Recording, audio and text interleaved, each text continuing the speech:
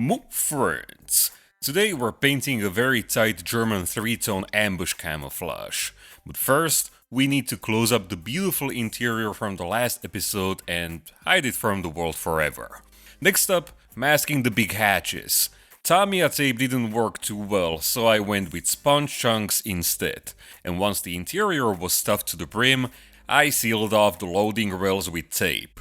Then I jammed the model into my Octopus M2M stand, and it was finally time to start the airbrush. You see, apart from the standard wash in soapy water, I like to pressure wash my models with pure isopropyl alcohol. It blasts away any residue from my sausage fingers. Let's now give it a nice coat of oxide primer. Same tone as in the previous episode, and quite frankly, I'll probably keep using it on every German vehicle that starts with a dark yellow base. Not only does it replicate real life, because that's what the Germans actually used, but it also adds a nice touch of visual interest. I forgot to spray the big metal parts like the side skirts with a dedicated metal primer, so I guess we'll call this a durability test. As always, let's take a moment to admire that beautiful satin finish. If you want to try these VMS magic potions yourself, check out the links and discount codes in the description. Alright, time to start cooking. My go-to German yellow mixture is, well, German yellow, lightened with a bit of white, and mixed with a generous splash of gloss varnish for that juicy, smooth finish. And of course, everything is thinned with Mr. Leveling Thinner. As I was spraying this color, I noticed I had to go over each surface 2 or 3 times, otherwise the coverage just wasn't there.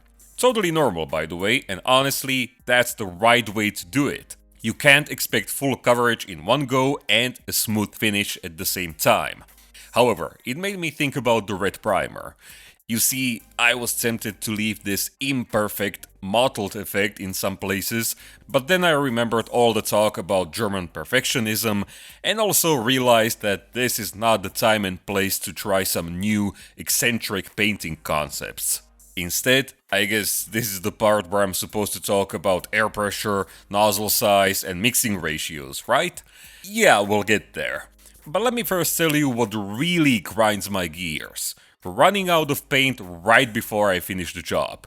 And this wasn't just any paint, it was the mixture. The one I'd need again for ambush dots and future touch-ups. So I made another batch, this time in a larger quantity, and gave the model a quick cloudy overspray.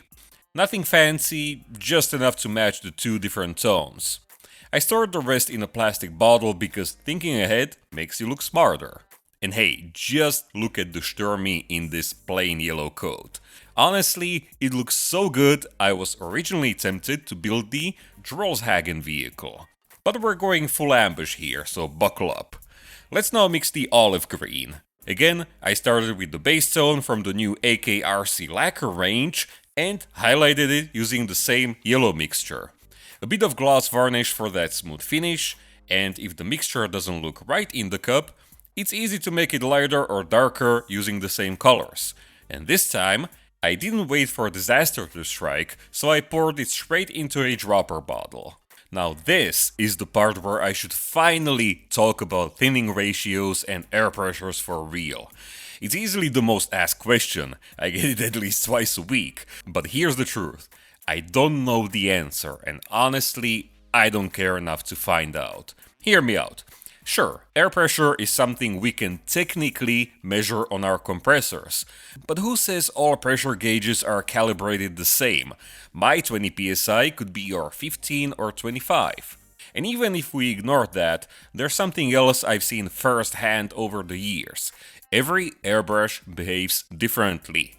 What worked on my old HNS Evolution nearly blew the nozzle off my Fengda, and the same pressure would make an Iwata spit and cough. Just for fun I checked it. My seal air is set to 20 psi, but just watching my airbrushing on screen is enough proof that I'm not an airbrush Jedi. Any of those tiny specks you might spot are totally fine in my book, and most of them will be dealt with later anyway. Now, the real secret behind a tight camouflage pattern is how close you hold the airbrush. In some spots, I'm almost touching the surface. I've even bent a needle once because I accidentally jabbed it into the model. That's also because I keep the nozzle cap protector off during these fine jobs. Sure, it protects the needle, but it collects paint and then splatters all over the place. From a normal viewing distance though, it all comes together pretty nicely.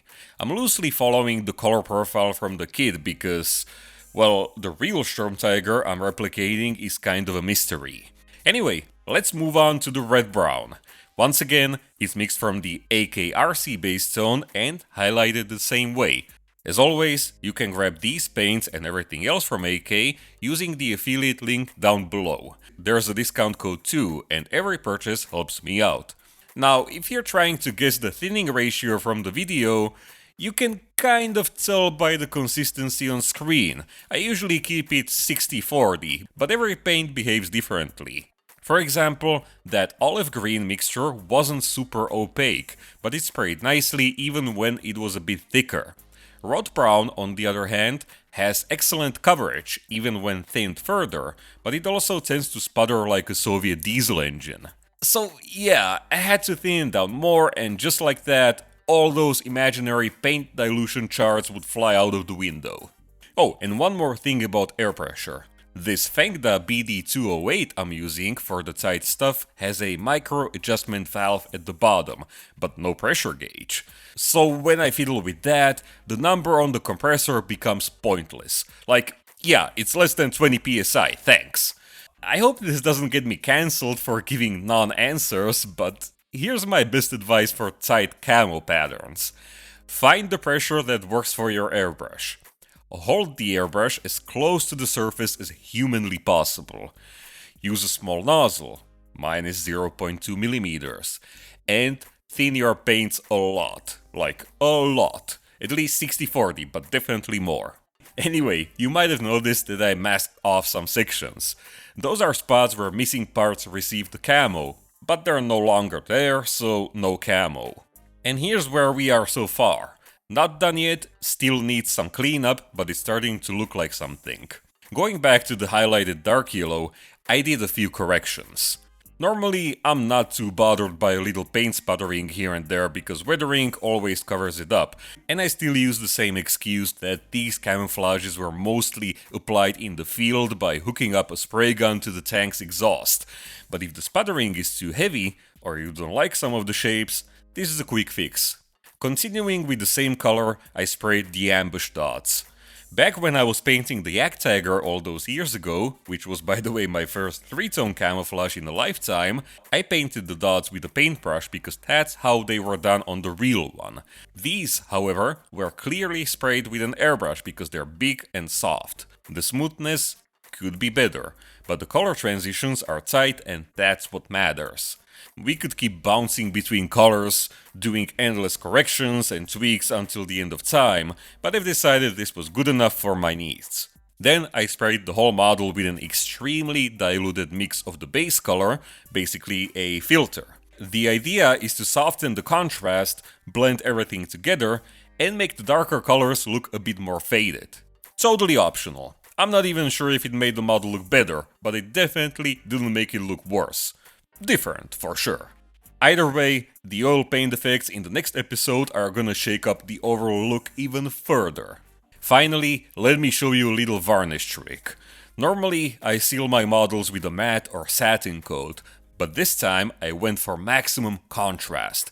Every steel surface in a glossy finish. To me, it nails that painted metal look. After all, gloss is the most common finish on a real paint designed for metal. Now here's the sneaky part. I sprayed the Timmerit with satin varnish. I read about this subtle hack almost 20 years ago on our local modeling forums, but never actually tried it. So why not now? It should highlight the difference between the painted steel and the Timmerit, which was basically cement mixed with sawdust, if we keep it really simple. So after all of this, all that was left to do was remove the masking tape and sponge, and I realized with great joy that, in fact, a lot of the interior will be visible thanks to the huge hatches and enough light coming through them. Sure, it's tricky to capture on camera with manual exposure settings, but if you ever spot this model at a show, take a peek through the hatches. You'll see pretty much everything inside. And that's a wrap for this week's episode, my friends. When I started, I wanted to answer all those airbrush questions in one quick video. But the more I painted, the more I realized I just don't have the exact answers. Just some loose tips and tricks from years of winging it. I'm definitely not the kind of modeler who counts drops of paint or thinner, or who's constantly crawling under the bench to tweak compressor pressure. Honestly, I'm so lazy I turned the compressor on and off with my toes like a chimpanzee. What I showed today is what works for me. If you like the results, give it a shot and experiment with your own setup. If you think it's subpar, that's fine. But you'll have to find those answers somewhere else, because this is the best I can do at the moment. And honestly, the result is totally acceptable for my needs. Just wait until you see what washes, chipping and weathering will do to it in the upcoming episodes. Until next week, thank you so much for watching. Next time, we'll apply 2 types of washes and mess around with oil dot filters and maybe do some subtle acrylic painting as well. I wouldn't be able to run my channel full-time without my patrons. Their help allows me to always have 3 large bottles of Mr. Leveling Thinner at hand. And if you run of them, thank you so much, because if it weren't for you, I wouldn't be doing these videos full-time. My Patreon is honestly the best place where only the coolest kids come to hang out. I post regular updates, share work-in-progress photos, thoughts from the workbench, and we keep in touch through DMs, comments and emails. Top tier patrons get early access to all my videos, completely ad-free, and they stay there forever, perfect for watching like a podcast. There are also bonus extras like 3D printable parts for your own projects, reference photos from real-life locations, and high-res studio photos of my models that show way more detail than video ever could. Your financial support is appreciated, but never expected. And remember, build your models, don't just hoard them. Also, my fiancé says the Storm Tiger looks like a cute frog, so let me know your thoughts in the comments. I'll see you in the next one. Cheers!